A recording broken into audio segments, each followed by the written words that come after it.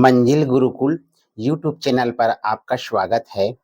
आज का टॉपिक है किसी भी देश को मलेरिया मुक्त देश कैसे घोषित किया जाता है, कौन घोषित करता है और कितने शर्तों का पालन करने के बाद किसी भी देश को मलेरिया मुक्त घोषित करते हैं।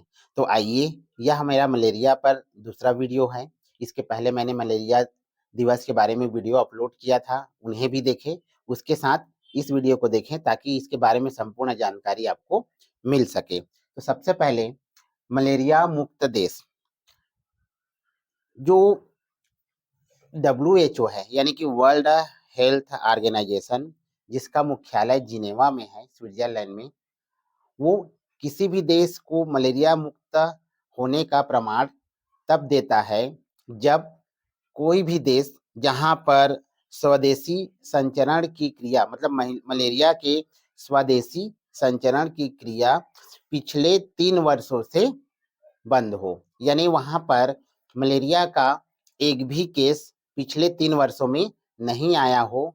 ऐसे देशों को मलेरिया मुक्त देश होने का जो सर्टिफिकेट है वो WHO के द्वारा प्रदान किया जाता है। जैसे मैंने बताया कि मलेरिया होता क्या है, थोड़ा सा शार्ट में बताता हूँ कि इसके 2 चरण होते हैं जिसको आपको जानना बहुत ही जरूरी है।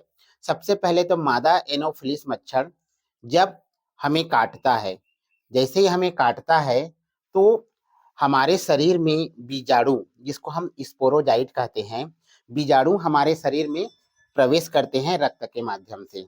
ठीक है, यही बीजाणु जो है रक्त से होता हुआ हमारे यकृत पर जाता है और वहां पर 30 मिनट के अंदर उसको संक्रमित कर देता है। यहाँ से 2 प्रक्रिया चालू होती है। ठीक है, एक, कुछ बीजाणु जो होते हैं वो यकृत को संक्रमण करने के पश्चात यकृत में ही अलैंगिक जनन करते हैं, जो 6 से 15 दिनों के बीच में होता है। ये अलैंगिक लैंगिक जनन करने के पश्चात ये जो है अंशाणु बनाते हैं, अंशाणु जिसको हम मीरोजाइट के नाम से जानते हैं। यही अंशाणु हजारों की संख्या में आरबीसी में प्रवेश करता है, यानी कि आरबीसी को संक्रमित करता है। और जब आरबीसी को संक्रमित करता है तो बहुत ही तेज गति से हमको बुखार आता है। तो अंशाणुओं का अधिक संख्या में आरबीसी में प्रवेश करने के कारण ही बुखार आता है। अब ये तो इसका एक चरण हो गया। दूसरा चरण मैंने बताया कि जब जो है बीजाणु यकृत में प्रवेश करता है, 30 मिनट तक रहता है, तो उसमें से कुछ जो बीजाणु होते हैं वो निष्क्रिय हो जाते हैं। ठीक है, निष्क्रिय होने के कारण और वो अपना जो रूप है वो सुप्ताणु के रूप में बदल लेते हैं। सुप्ताणु को क्या बोलते हैं? हिपोजाइट्स बोलते हैं। तो यह जो निष्क्रिय हुए रहते हैं वो आपको कुछ समय तक पता नहीं चलता। जैसे 6 महीना 12 महीना के बाद में फिर वो जो निष्क्रिय हुए रहते हैं यकृत में जो छुपे होते हैं वो फिर क्या होते हैं? एक्टिव होते हैं। अब एक्टिव होने के कारण वो फिर क्या किस रूप में हो जाते हैं? अंशाणु के रूप में डाइवर्ट, यानी कि अंशाणु के रूप में प्रवर्तित हो जाते हैं और अंशाणु के रूप में ही ये क्या करते हैं?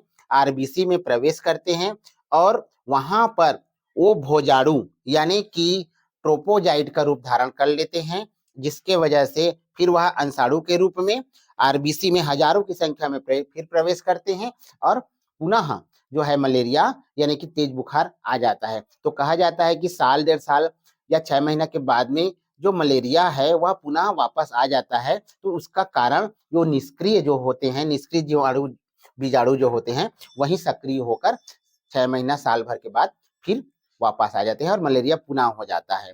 मलेरिया मुक्त देश हम कैसे बनाएं, इसके लिए हम क्या क्या प्रयास किए, ये विश्व स्तर पर, भारत के स्तर पर, और इसका क्या परिणाम निकला वो मैं आगे वीडियो में बताता हूँ। अभी तक जो WHO है उन्होंने 43 देशों को, यानी कि 43 देशों को मलेरिया मुक्त देश घोषित कर दिया है। भारत की स्थिति के बारे में बात करूं तो भारत अभी मलेरिया मुक्त घोषित नहीं हुआ है। तो मैंने बताया कि अभी तक 43 देश को मलेरिया मुक्त देश घोषित किया गया है, जिसमें ग्रेनेडा, सेंट लुटिया को 1962 में, मतलब ये शुरुआती में जो है इस देश को मलेरिया मुक्त घोषित किया गया।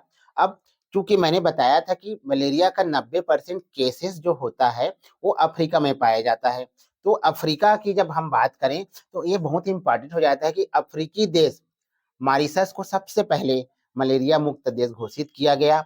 दूसरे नंबर पर है अल्जेरिया, जिसको उसके बाद में मलेरिया मुक्त घोषित किया गया।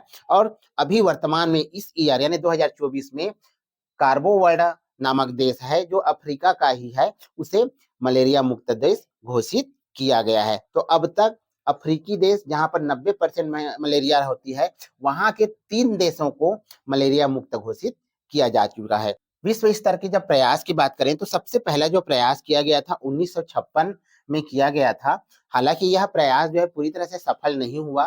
तो 1956 से 1960 की जब बात करें तो उस समय डीटीटी का छिड़काव, यानी कि डीटीटी पहला आधुनिक कीटनाशक था जिसका उपयोग मलेरिया की रोकथाम के लिए किया गया। तो डीटीटी का छिड़काव जो है उस समय किया गया, लेकिन कुछ समय के बाद में इसमें कुछ हानिकारक प्रभाव नजर आने लगे, जिसके वजह से इसका प्रयोग जो है बंद कर दिया गया। और ये जो पहली योजना थी लगभग 1956 से 1960 तक वो असफल रही। लेकिन डीटीटी का जो प्रयोग है अब मलेरिया को नियंत्रण करने के बजाय उसका कृषि के लिए इसका प्रयोग जो है चालू हो गया, यानी कृषि में इसका प्रयोग किया जाने लगा। अब विश्व स्तर पर जब WHO की बात करें तो 2016 से लेकर 2030 तक मलेरिया वर्ष घोषित किया गया है, जिसमें विभिन्न चरणों में पूरे विश्व से मलेरिया को जड़ से समाप्त करना है। तो इसके लिए क्या किया गया है, उन्होंने E2025 यानी कि 2025 एक पहल की शुरुआत की है, जिसका उद्देश्य है कि पहले जहां पर सबसे ज्यादा प्रभावित देश है, जहां पर प्रभावित देश है, उस 25 प्रभावित देशों से मलेरिया को जड़ से समाप्त करना है। इस दिशा की ओर पहल की जा रही है।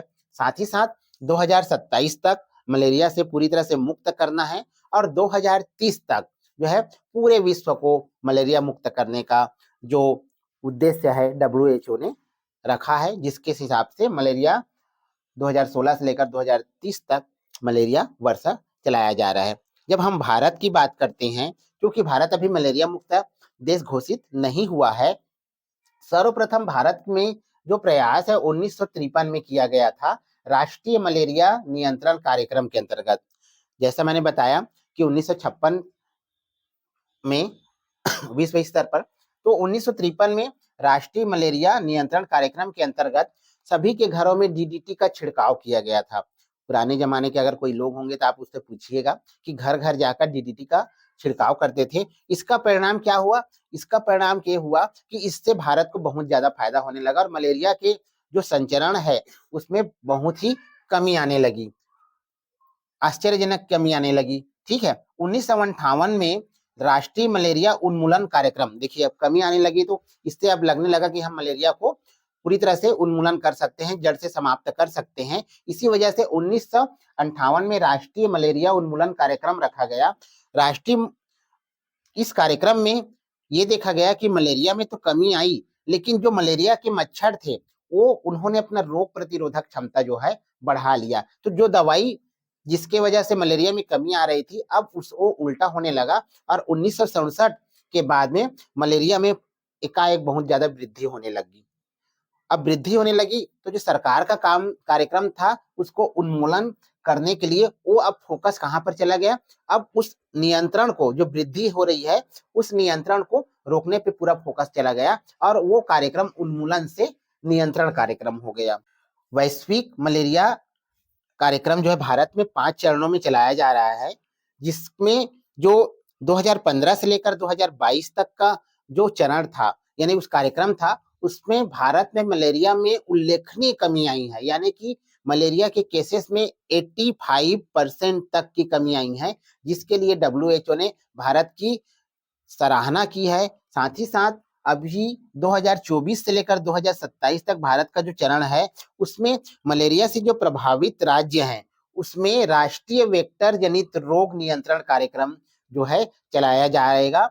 राष्ट्रीय वेक्टर जनित रोग नियंत्रण कार्यक्रम चलाया जाएगा, जिसका उद्देश्य रहेगा कि 2027 तक उन्हें मलेरिया से मुक्त करना है और 2030 तक मलेरिया को भारत में भी जड़ से समाप्त करना है। तो इसका कार्यक्रम का प्रभाव ये रहा कि अभी वर्तमान में कई कई राज्यों में, भारत के कई राज्यों में मलेरिया के कार्यक्रम चलाए जा रहे हैं, जिसमें उड़ीसा सबसे टॉप पर है, जहाँ पर मलेरिया के केस जो है सबसे कम मिल रहे हैं। अगर हम केंद्र शासित प्रदेशों की बात करें तो लक्षद्वीप और पांडुचेरी सबसे आगे हैं, क्योंकि वहां पर 1 साल से अधिक समय हो चुका है, अभी तक मलेरिया के एक भी केस जो है सामने नहीं आए हैं। तो इस प्रकार मलेरिया नियंत्रण के लिए और मलेरिया को जड़ से समाप्त करने के लिए विश्व स्तर पर भारत जो है मिलकर कार्यक्रम चला रहा है, और इन्हें पूरे विश्व से जल्द समाप्त करने का लक्ष्य 2030 तक रखा गया है। तो यह वीडियो कैसा लगा दोस्तों, जरूर बताइएगा, क्योंकि यह जागरूकता की दृष्टि से और हम सब के लिए बहुत ही इम्पोर्टेंट है।